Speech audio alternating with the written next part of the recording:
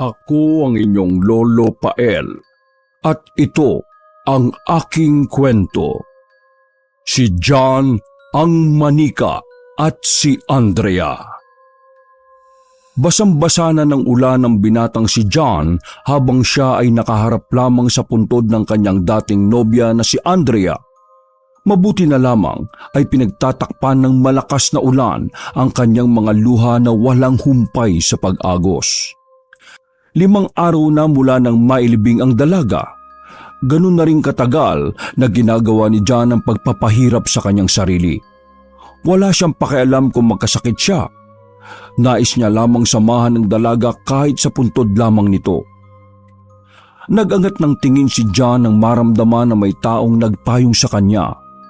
Pagtingin niya, ang kanyang matalik pala na kaibigan na si Jay.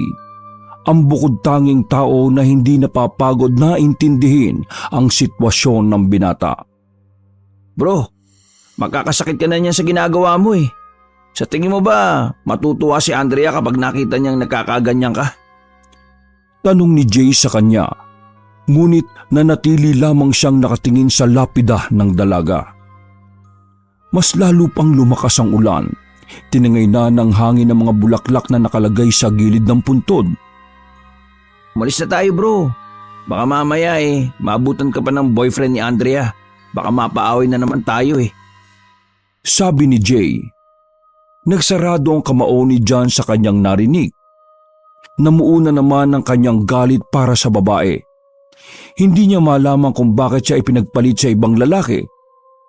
Gayong mabuti naman siyang tao at may pangarap sa buhay. Pare, nauunawaan ko naman na mahal mo pa rin siya. Pero wag mo naman sana pabayaan ang sarili mo para lang sa babae na wala namang ginawa kundi ang pagmukhaing kang tanga. Sa sinabing yun ni Jay ay lalong naiyak si John. Batid niya sa kanyang sarili na ang sinabi ng kaibigan ay pawang katotohanan lamang. Kung hindi lang sana niya ako niloko di sana ako yung kasama niya nung gabing yun. Di sana hindi siya nasagasaan. Sigaw ni John at sinuntok pa ang puntod ng babae. Are, wala na tayong magagawa.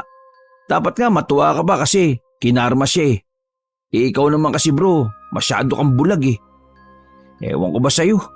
Ang dami-daming babae dyan na gusto ka. Bakit hindi ka nalang mag-focus sa kanila? Hindi yung sinasayang mo yung buhay mo sa taong alam nating wala na.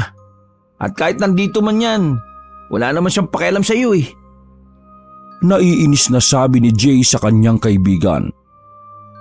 Hindi na nakapagsalita si John. Hindi niya alam kung ano ang kanyang sasabihin. Sadyang takot lang siyang aminin sa sarili na talagang wala na nga talagang pag-asa ang kanilang naudlot na pagmamahalan. Kalaunan ay nakumbinsi na rin ni Jay na patayuin si John. Sumakay na sila sa sasakyan ni Jay na nakaparada lang sa gilid ng kalsada. Ilang araw pa ang lumipas. Napansin ng pamilya ni John ang nakakakilabot na pagbabago sa kanyang mga kilos. Palagi na nilang nakikita ang binata na parang may kinakausap sa kwarto nila. Mama, sigurado ba kayo na okay lang si kuya? Ilang araw nang may kinakausap si kuya sa kwarto niya kahit siya lang naman mag-isa doon. Hindi ba kayo natatakot? Nababahala? Tanong ng binatang si Gio, ang bunso sa magkakapatid. Bakit? Palagay mo ba nababaliw na ang kuya mo dahil sa pagkamatay ng ex-girlfriend niya? Ikaw Gio tigilan mo na ang pag-iisip ng kanya sa kuya mo. Baka mamaya niyan may makarinig sa iyo na kapitbahay machismis pa yung kuya mo. Saway ng kanyang ama na si Federico. Bumuntong hininga naman ang ginang na si Elma. Intindihin niyo na lang ang kuya niyo. Kapag nagkaroon kayo ng mga syota, doon niyo lubos na mauunawaan kung bakit siya nakakaganyan. Sabi ng ginang. Ma, buti sana kung nababaliw lang si kuya Paano kung nagpapakita pala sa kanya si Ate Andrea? Di ba nakakatakot yun? Hayaan lang ba natin? Sabat naman ni Joy ang sumunod kay John. Napahinto ang lahat sa kinakain. Tila nagkaroon ng mabigat na aura ang hapagkainan. Nagkatinginan ang mag-asawa. Hindi totoo ang multo. Kapag ang isang tao namatay na, sa lupa ang hantungan niya. Kakainin ng uod ang katawan niya at sa paglipas ng panahon, magiging abo na lamang siya. Kaya tumigil kayo sa pag-iisip niyo ng mga bagay na imposible. Sabi ni Federico. Di, hindi ka rin naniniwala na may Diyos pa? Pabalang na tugon ni Gio. Gio, ang bibig mo! Saway ng ginang na si Elma. Bumuntong hininga na lamang si Federico noong mga sandaling yon. Sumapit ang gabi at panibagong pagsubok na naman yon para sa kanila. Hindi nila alam kung paano nila lalapitan o kakausapin ang binatang si John. Mabuti na lamang ay dumating ang matalik nitong kaibigan na si Jay. Isang malaking hulog ng langit para sa kanila ang lalaki. Ganun po ba, tita? O sige, ako na pong bahala. Susubukan ko po siyang kausapin. Sabi ni Jay matapos malaman ang sitwasyon nila. Dahan-dahang naglakad ang binata paakyat ng hagdanan. Pagdating niya sa harapan ng pintuan ni John, bigla na lamang lumakas ang tibok ng kanyang puso. Naririnig kasi ni Jay si John na tila ba may kinakausap. Ngunit kinatok pa rin niya ang kanyang kaibigan. Bro, si Jay to. Buksan mo ang pinto, bro. Mag-usap tayo sandali. Sabi ng binata. Mga ilang segundo lang ay bahagyang bumukas ang pinto ng lalaki. Sumilip lang si John sa kaunting espasyo. Bakit, pre? Tanong ni John. Gusto lang sana kita makakausap eh.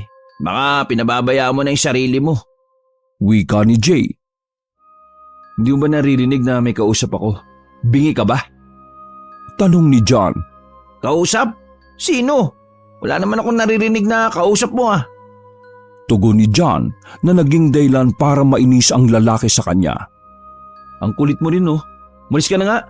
Nag-uusap kami ni Nino, ni Andrea. Bro, patay na si Andrea. Bakit ba ayaw mong tanggapin na wala na siya? Napatigil si John sa kanyang pagsasalita. Sandali itong natameme. Pero kalaunan nakaramdam lamang ito ng galit para sa kaibigan. Bigla nitong hinila papasok ng kwarto si Jay. Ayan oh, bulag ka ba? Buhay si Andrea at magkasama kami ngayon. Malakas ang sigaw ni John sa mga pagkakataon na yon, dahilan para mabahala na rin ang mga tao sa ibaba. Nanlalaki ang mga mata ni Jay nang makita kung ano ang sinasabi ni John. Isang manika na parang si John lang din ang gumawa ang nakahiga sa kama. Ang manikang yon ay kahawig ni Andrea ang suot pero hindi ang mukha. Pre, saan mo nakuha yan? Tanong ni Jay na hindi makapaniwala sa nakikita. Gago ka ba? Malamang sa nanay niya. Doon galing si Andrea, di ba? Nag-iisip ka ba? Pabalang na sagot ni John. Hinawakan ni Jay sa kwelyo ang lalaking si John at idinikit sa pader. Pre, manika yan. Hindi yan si Andrea. Pakiusap naman pre. Umusad ka na.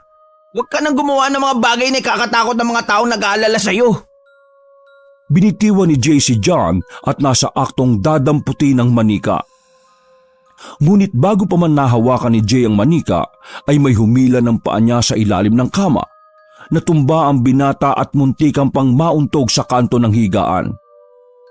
Pre, pinatid mo ko? Tanong ni Jay kay John. Pero batid ni Jay na hindi yun magagawa ni John dahil malayo ito sa kama. Dahan-dahang yumuko si Jay sa ilalim ng kama. Laking gulat niya nang makita doon ang manika. Dali-dali siyang tumayo at pagtingin niya sa kama, wala na roon ang manika ni John. Ang kulit mo kasi. Sabi ni John kay Jay. Hindi na nakapagsalita si Jay. Dali-dali na siyang lumabas ng kwarto ng kanyang kaibigan. Pagbaba niya sa sala ay naroon ang nagtatakang pamilya ng kaibigan niya. Tito, tita, palagay ko po seryoso na ang problema ni John. Hindi na basta-basta nangyayari sa kanya eh. Meron na siyang nakikita na hindi natin nakikita. Sabi na lamang ni Jay bago siya tuluyang lumabas ng bahay. Nang makauwi na si Jay ay hindi pa rin mawala sa kanyang isipan ang nangyari. Hindi niya maintindihan kung papaanong tila nagkaroon ng buhay ang manikang yon. Nakahiga lamang si Jay sa kanyang kama at nakatingin sa kisame. Mag-isa lang siya sa inuupahang apartment. Sa mga ganong oras ay dapat na nagluluto na siya ng hapunan. Pero wala siyang gana. Hindi mabura sa utak niya ang mga nangyari. Hindi na siya nakapaghapunan noong mga sandaling yon. Nakaramdam na siya ng antok pagsapit ng 10:00 ng gabi. Nakatulog si Jay, pero nagising siya dahil sa isang tinig na narinig niyang bumubulong sa kanya. Dahan-dahan siyang bumangon at papikit-pikit pa.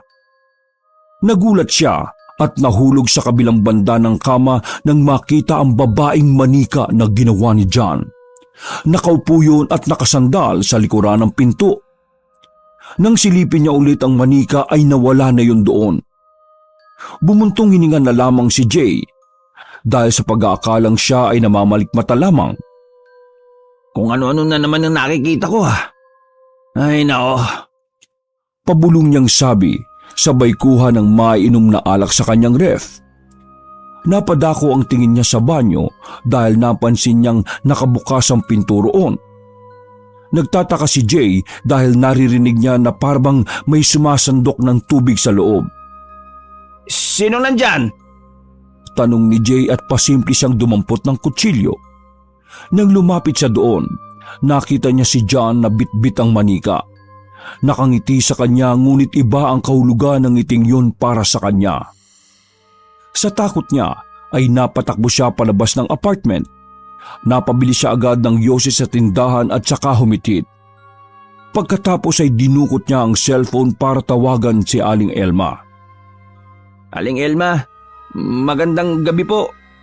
Nandito po si John sa apartment ko Dala-dala niya yung manika na ginawa niya.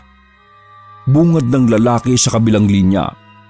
Nagtaka naman ang ginang na si Elma dahil doon. Ha? Nandito si John sa bahay. Natutulog. Sagot ng ginang. Napanganga na lamang si Jay ng mga sandaling yon. Sino pong nakita ko kanina? Nanginginig ang boses na tanong ni Jay.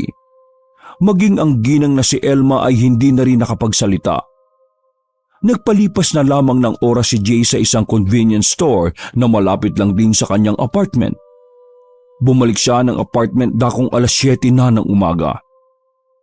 Naabutan niya sa loob na bukas ang gripo sa banyo. Umaapaw na ang tubig sa balde. Indikasyon lamang yon na talagang may tao doon nung siya ay wala. Dahil sa mga kakaibang nangyari sa buhay niya, nagdesisyon siya na wag na munang puntahan ang kaibigan na si John. Yun din ang payo sa kanya ng kanyang tatay na naniniwala rin sa mga multo o yung mga nilalang na hindi basta-basta nakikita ng pangkaraniwang tao. Sigurado ka ba? Baka mamaya nababaliw lang yung tropa mo. Wika ng pinsan ni Jay na si Aaron nang makausap niya ito sa isang coffee shop. Sure ako, ang creepy nga Mula nang mamatay ang ex niya, nagkaganon na siya. Nung una, understandable pa. Pero habang tumatagal, parang may nakakasama na siya na siya lang yung nakakakita. Sabi ni Jay. Sandaling humigop ng kape si Aaron at saka nagsalita. Para matahimik ang kaluluwa mo, alam mo yung si Muraita, pumunta ka doon, malapit sa PRC, sa FEU. Hanapin mo doon si Esnir, tropa ka yun, paranormal expert. Ikonsulta mo sa kanya yan, para malaman mo kung ano ba talaga yung nangyayari dyan sa kaibigan mo. Saad ni Aaron. Legit ba yan? Ako ba't tinanong mo? Alam mo naman na di ako naniniwala sa mga ganyan Ikaw na lang ang umalam kung legit. Basta, ipagtanong mo lang siya doon. Kilala yun doon. Sabihin mo lang Esnir Kupal. Marami nang nakakilala sa kanya doon. Sige, sabi mo Sabi na lamang ni Jay. Pagkatapos ng duty ni Jay ay dumiretso na agad siya sa Moraita. Gabi na nang bumiyahe siya dahil yun lang ang libreng oras niya. Hindi naman siya nahirapang magtanong-tanong. Unang taong pinagtanungan niya ay itinuro agad sa kanya kung nasaan nakatira si Esnir. Maraming salamat po. Sabi ni Jay, pero hindi agad umalis ang matandang nagturo sa kanya. Nag-abot na lamang siya ng pera dahil may bayad pala yun. Nakatayo siya sa harapan ng isang bahay. Medyo kinakalawang na ang gate. Buti na lang ay gumagana pa roon ng doorbell. 2 minuto matapos niyang pindutin ang doorbell ay lumabas agad ang isang lalaki na mahaba ang buhok. Oh, ikaw ba sinasabi ni Aaron sa akin na pinsan niya? Kung ikaw yon, huwag ka na magsalita. Pumasok ka na kagad. Ayaw ko makapag-usap sa labas. Sabi ng lalaking si Esnir. Hindi na nagpaligoy-ligoy pa si Jay. Agad niyang ikinuwento ang kanyang problema. Makakausap mo ba yung pamilya ng kaibigan mo para puntahan natin siya bukas? Tanong ni Esnir kay Jay. Pwede naman. Sabi niya. Sige, umalis ka na. Iwan mo number mo sa akin tapos tatawagan kita kapag handa na ako bukas. Ha? Aalis na ako? Ganun lang yon? Wala pang 30 minutong nandito ako Nagtatakang wika ni Jay. Naisip tuloy niya na hindi lehitimong paranormal expert ang lalaki. Gusto mo pa bang magkwentuhan tayo tungkol sa maraming bagay? Wala ka ng ibang concern, hindi ba? Alis na.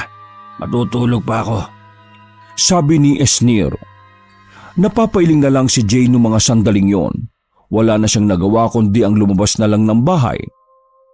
Bumiyahe ang binatang si Jay pauwi ng kanyang apartment. Pagdating niya ay nakatanggap siya ng text message mula sa ginang na si Elma. Otomatikong kinabahan siya at pinagpawisan ng malamig. Nadiskubre daw kasi nila na ang silid ni John ay parang kwarto ng demonyo, madilim at kung ano-ano ang nakasulat sa mga pader. Kahit natatakot ay napilitan na lamang si Jay na pumunta doon. Nais niyang malaman kung ano ang kalagayan ng kanyang kaibigan. Pagkarating niya ay naabutan niyang nasa labas ang mag-anak. Nakaupo lang ang mga yon sa mahabang upuan na nasa gilid ng kanilang pinto. Ano naman po nangyari sa kanya? Tanong ni Jay. Si John, malala na siya kuya. Parang kasama talaga niya palagi si Ate Andrea. Ang creepy ng manika na ginawa niya. Minsan nagugulat na lang kaming pakalat-kalat lang yun sa loob ng bahay. Wika ng binatilyong si Gio. Habang ang mag-asawa naman ay hindi makapagsalita, pero bakas ang pangamba sa kanilang mukha. Lakas loob na pumasok ang binatang si Jay. Sa hagdanan pa lang ay ramdam na kagad niya ang nakakakilabot na aura ni John. Pagdating niya sa huling baitang ay narinig na niya ang kaibigan. Nagsasalita ito at kinakausap na naman ng manika. Lumapit siya sa harapan ng pinto. Hahawakan pa lang sana niya ang doorknob nang biglang bumukas yun ng bahagya. Mula sa loob ay nasilip niya si John na tila nakikipagtalik sa manika. Kung kausapin ni John ang manikang yon ay tila ba normal lang itong tao. Hubot-hubad si John habang bumabayo sa manika.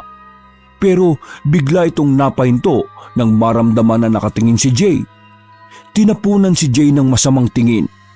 Walang ano-ano ay biglang nagsarado ng malakas ang pinto.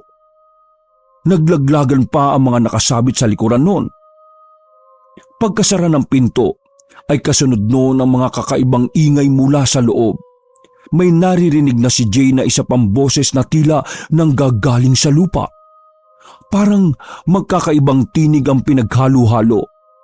Nakakakilabot at nakakapanindig balahibo. Gusto niya sanang tawagan si Esnir nung mga sandaling yon. Kaso nga lang ay hindi pa siya kinokontak ng lalaki. Bumaba na lamang si Jay at kinausap si Aling Elma. Sinubukan niyo na po ba siyang pabasbasan sa pare o sa simbahan? Tanong ng binata sa ginang. Hindi na namin ginawa kasi tingnan mo, lahat ng bagay sa bahay na may koneksyon sa simbahan, sinira niya, lalo na mga krus at tribulto. Sabi naman ni Elma. Naudlot ang kanilang usapan nang makarinig sila ng malakas na kalabog sa itaas. Dali-dali silang tumakbo papunta sa silid ni John. Pagkarating nila roon ay inabutan nilang duguan ang pulso ni John. Hindi na sila nagdalawang isip at dali-dali na rin nilang binuhat si John para maitakbo sa ospital. Hindi naman malala ang naging lagay ng binata. Mabuti at naagapan nila dahil kung hindi ay maaring mamatay si John. Madaling araw na pero nasa ospital pa rin si Jay nung mga sandaling yon. Kasama niya sa pagbabantay ang bunsong kapatid ni John na si Joy. Buti na lang nadala kagad natin siya. Kung hindi, tigok na siguro si kuya. Sabi ni Joy na naging simula ng kanilang usapan. Kaya nga Alam mo, sa tingin ko, kailangan na ng kuya mo na maiharap sa eksperto. Meron akong kakilala. Sabi ni Jay sa dalagita. Mas maganda yan kuya. Kasi hindi naman kayang gamutin niya ng doktor eh. Tugon ni Joy sabay tingin ulit sa kanyang kapatid. Pakisabi sa mga magulang mo na sunugin na yung manika. Baka nga totoong nakasabi si Andre sa manikang yun eh. Kung totoo nga na si Ate Andrea nakasapi doon, bakit naman siya manggugulo ng ganito? Wala naman tayong kasalanan sa kanya, di ba?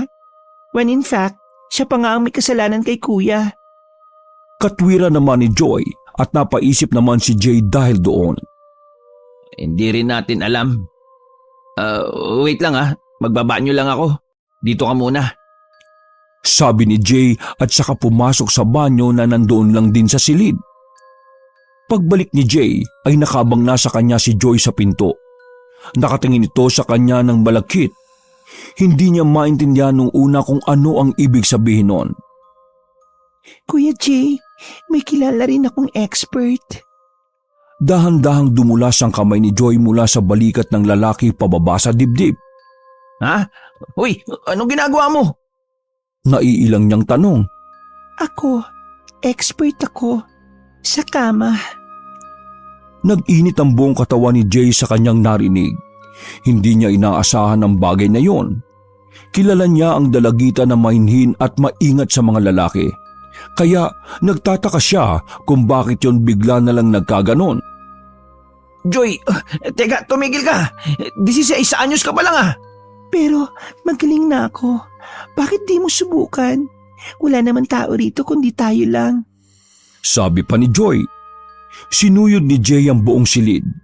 Bakante ang ibang mga kama. Tanging si John lamang na walang malay ang pasyente.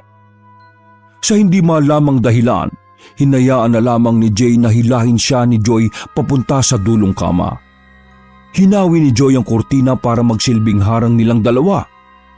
Kuya, tara, subukan mo ko. Dali, wala namang tao Sabi ni Joy. Pinipigilan ni Jay ang kanyang sarili. Napapalunok siya ng laway. Pero huli na ang lahat dahil natanggal na ni Joy ang kanyang pang-itaas. Kinakabahan si Jay na may halong pagkasabik. Natukso na siya noong mga sandaling yon. Agad niyang sinunggaban ang labi ni Joy. Nawala na sa kanyang isipan ang mga bagay na maaaring mangyari pagkatapos noon. Mariin niyang hinalikan ang labi ng dalagita. Tila ba nawawala na rin siya sa kanyang sarili? Nang ibinaba na sana ni Jay ang kanyang halik, naramdaman niyang tila bumabaon ng kuko ni Joy sa kanyang likuran. Mahapdi, masakit. Nang tingnan ni Jay ang mukha ni Joy, bigla siyang napaalis sa ibabaw ng dalagita. Kulay itim ang buong mata ni Joy. Tumatawa at naglalaway. Hindi ikaw si Joy! Nababahalang wika ng binata. Makasalanan ka! Makasalanan ka! Sabi sa kanya ni Joy na noong mga sandaling yon ay batid na niyang may nakasapi sa dalagita. Tumawa ng tumawa si Joy, pero makalipas lang ang ilang minuto ay bigla na lamang yun nawalan ng malay. Nang masiguro ni Jay na nawala na sa katawan ni Joy ang nilalang, dali-dali niyang inayos ang damit nito. Aalis na sana si Jay ngunit nang tingnan niya si John ay gising na ito.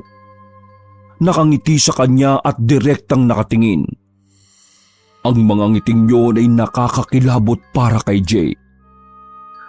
Bro, gising ka na pala? Wika ni Jay ngunit nakatingin lang si John sa kanya habang malapad ang ngiti. Ang awkward na mga sandaling yon. Hindi malaman ni Jay kung alam ba ni John ang mga nangyari. Pero nagpanggap na lang si Jay na normal lamang ang lahat. Nang lalapit na siya kay John ay bigla na lang yun nawala ng malay. Sa gulat ay napatakbo na lamang si Jay palabas ng silid na yon. Mabilis ang lakad niya habang siya ay nasa hallway. Kinokontak niya ang mag-asawang Federico at Elma. Kaso, nung mga sandaling yon ay hindi sumasagot ang mga yon. Napatigil na lamang si Jay sa paglalakad nang may makita siyang isang babae sa paliko ng hallway. Ang babaeng yon ay pamilyar sa kanya. Hindi siya maaaring magkamali. Andrea? Tawag niya habang nakatingin sa babaeng nakasuot ng kulay puti. Napansin ni Jay na tila umiiyak ang babaeng yon. Bigla na lang tumakbo si Andrea palayo. Sinundan niyo ni Jay hanggang sa makarating sila sa rooftop. Nakita niya si Andrea na dahan-dahang umaakyat sa railings. Tatakbo sana palapit ang lalaki ngunit wala na itong nagawa nang tumalon na pababa si Andrea. Nanlaki ang mga mata ni Jay at hindi niya alam kung ano ang kanyang gagawin. Batid niyang kaluluwa na lamang ang kanyang nakita ngunit pakiramdam niya ay totoo ang lahat ng nangyari. Tulala si Jay noong mga sandaling yon hanggang sa sumapit ang umaga.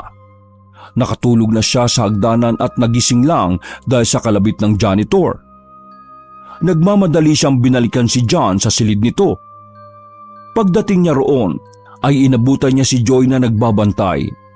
Muli na namang sumagi sa alaala ni Jay ang mga nangyari sa kanila ng dalagita.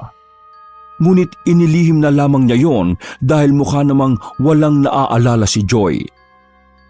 Sandali lang sasagutin ko lang. Sabi ni Jay nang makitang may tumatawag sa kanyang cellphone. Nang sagutin niya yon, narinig niya agad ang boses ni Esnir. Tila nabuhayan siya ng loob. Lalo na nang marinig niya na pupunta na ang paranormal expert na yon.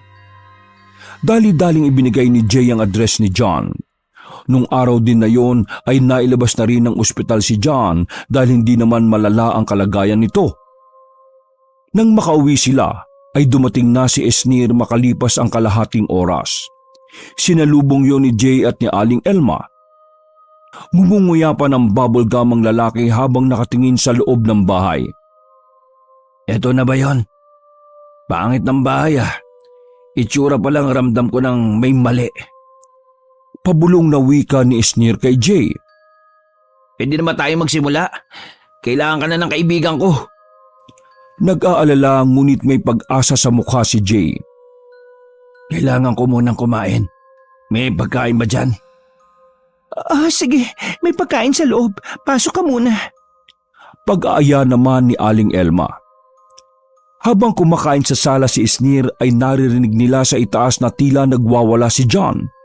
Napapailing na lang din si Esnir nung mga sandaling yon. Alam niyang nandito ako, kaya gumaganyan siya. Yari sa akin yan pagkatapos kong kumain. Mayabang na wika ni Esnir. Pakiusap, huwag mo masyadong saktan ng anak ko. Gusto ko lang na mawala ang nasa sa katawan niya. Sabi naman ni Aling Elma. Inang, masasaktan talaga ang anak mo. Hindi pwedeng hindi. Kailangan niya masaktan para mapalayas ko ang nasa katawan niya. Pero huwag kayo mag-alala. Matagal ko nang ginagawa ito. Alam ko ang gagawin ko. Paliwanag ng paranormal expert. Gawin mo lahat, ha? Napahinto sa pagsasalita si Jay nang biglang pumutok ang ilaw sa sala. Nakaramdam ng inis si Esnir kaya sa halip na tapusin ang kinakain, dinampot na niya ang kanyang maliit na bag at pinuntahan na si John sa itaas. Nakasarado ang pinto kung kaya't kailangan pa nilang wasakin ang doorknob. Nang makapasok na sila, ay nakita nila si John na yakap-yakap ang manika.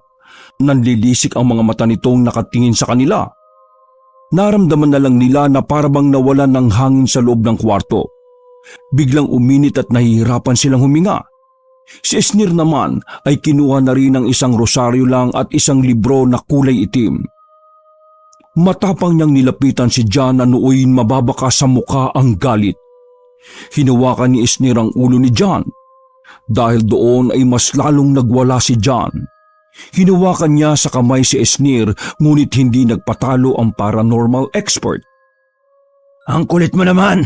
Umalis ka na sa katawan ng lalaking yan kasi kailangan pa niya makulong! Sabi ni Esnir na siya namang ipinagtataka ng lahat. Isinuot ni Esnir ang rosaryong itim sa lieg ni John. Nang isay-ngisay ang lalaki, ngunit hindi pa rin yon nagpadaig. Halos mawasak ang kama sa sobrang pagwawala ni John at nagawa na rin itong hawiin ng malakas si Esnir. Tumama ang paranormal expert sa dingding. Sabayan niyo ako sa pagdarasal. Mahina lang ang demonyong nasa katawan niya, kaya basic lang ito. Wika ni Esnir at sabay-sabay na silang nagdasal ng Ama Namin. Habang ang paranormal expert naman ay inunti-unting palayasin ang nasa katawan ni John. Lumayas ka sa katawan ng kriminal na yan! Kung hindi, ikaw ang mamamatay! Pagbabanta ni Esnir sa elementong yon. Hindi na nagdalawang isip si Esnir na gawin ang pinakamadaling paraan na alam niya. Kumuha si Esnir ng itim na karayom sa kanyang bag. Tinusok niya si John sa batok. Pagkatapos ay tinapalan niya ang binata ng kulay pulang papel na may mga simbolong nakalagay. Anong gagawin mo sa anak ko? Tanong ni Aling Elma. Hindi mo siya anak ngayon. Mamaya pa. Kalmahan niyo lang at manood kayo. Sabi ni Esnir. Hawak-hawak ng paranormal expert ang ulo ng binata habang binabanggit ang mga kakaibang salita. Napapansin nila na tila unti-unting gumagaan ang aura ng silid. Nawala na rin ang mga nakabakat na ugat sa leeg ni John. Lumayas ka sa katawan ng lalaking ito kung ayaw mong ikulong kita. Pagkasigaw ni Esnir noon ay biglang nawalan ng malay si John. Tumingin si Esnir kina Jay at ngumiti. Basic. Tanging sabi na lamang ni Esnir nang alalayang makahiga sa kama si John. Ayos lang ba siya? Nag-aalalang tanong ni Aling Elma. Huwag kang mag-alala, Inang. Ayos na siya. Pero kapag nagising na siya, may kailangan siyang harapin na kasalanan. Sabi ni Esnir. Sandali, anong kasalanan? Tanong ni Jay. May isang kaluluwa na kanina pa nanonood sa atin. Babae, umiiyak, at bulong ng bulong sa akin na buhayin ko itong lalaki na ito. Nang sa ganun ay mapagbayaran nitong lalaki na to ang ginawa niya sa babaeng kaluluwa. Paliwanag ng paranormal expert. Teka, anong sinasabi mo? Mabait ang anak ko. Yun ang akala mo, Inang. Pero hindi. Maniwala man kayo o hindi. Ang anak mo ang dahilan kung bakit nagpakamatay ang babaeng kaluluwa na nandito ngayon. Kung ayaw niyong maniwala, pumunta kayo sa apartment ng babae. May iniwan siyang sulat doon. Dagdag pa ni Esnir. Hindi makapaniwala si Jay sa mga nalalaman niya. Kaya para makasiguro, dali-dali siyang bumiyahe nung hapon na yon. Pinuntahan niya ang apartment ng babae. Pumayag naman ang landlady na pumasok si Jay dahil sinabi niyang para yon sa investigasyon. Nakita ni Jay ang isang papel na nasa ilalim ng unan. Nang basahin niya yon, ay laking gulat niya. Paanong si John ang may kasalanan? Nalaman ni Jay na ginahasa ni John ang babae nang malaman na ito ay may ibang lalaki. Nakasaad sa sulat na ang pangahalay ang nagtulak kay Andrea para magpakamatay sa pamamagitan ng pagpapasagasa sa kalsada. Nagsarado ang kamao ni Jay dahil pakiramdam niya ay naloko siya ni John. Hindi na nagsayang ng oras si Jay. Agad siyang tumawag ng pulis at bumalik sa kinaroroonan ni John. Pagdating nila roon ay tila nakabalik na sa pagiging normal si John. Nandun pa rin si Esnir nang magsipasok ang mga pulis. Iimbitahan lang sana si John sa presinto ngunit mismong si John na rin ang umamin ng kanyang mga nagawa. Tulala at balisa si John ngunit nagawa niya pa ring maisalaysay ang lahat ng nangyari. Nang damputi na siya ng mga pulis, nakita ni Jay ang ngiti ni John na tila hindi man lang nagsisisi sa mga nagawa nito. Masaya pa si John na pinagsamantalahan niya si Andrea na dahilan kung bakit ito maagang namatay. Sa pagkakakulong ni John ay nagsimula na ring makamit ng lahat ang katahimikan. Nawala na rin ang nilalang o elemento na nakasapi kay John ng maraming araw. Base sa paranormal expert na si Esnir, si John ang napiling gamitin ng nilalang na yon dahil na rin sa masamang ginawa nito sa kanyang ex-girlfriend na si Andrea. Ang nilalang daw na yon ay pinipili ang mga taong may mga masasamang hangarin sa kapwa. Humanga si Jay sa kagalingan ng lalaking si Esnir. Laking pasasalamat niya dahil sa wakas matatahimik na rin ang kaluluwa ni Andrea. Hanggang sa huling pagkakataon, nabigyan nila ng hustisya ang dalaga. Maraming salamat sa ginawa niyo, sir. Maraming salamat sa ginawa mo. Kung hindi dahil sa iyo hindi matatapos ang problema naming lahat. Sabi ni Jay habang magkasama sila sa jeep. 7,000. Bulong ni Esnir. Ha? 7,000 ang babayaran mo. Anong akala mo? Libre lang yon. Ginamit ko kaya yung pinakamalupit kong taktika. Sabi pa ni Esnir sabay ngiti. Napabuntong hininga na lamang si Jay. Hindi na siya kumontra pa dahil malaki rin naman talaga ang naitulong ni Esnir. Makalipas ang ilang araw ay dinalaw ni Jay ang puntod ni Andrea. Naramdaman na lamang niya na tumutulo na ang kanyang mga luha. Kung hindi lang sana ako nakialam sa relasyon ninyo, di sana buhay ka pa rin hanggang ngayon. Sana papatawad mo ko, Andrea. Wika ng lalaking si Jay at saka biglang bumuhos ang malakas na ulan. Wakas!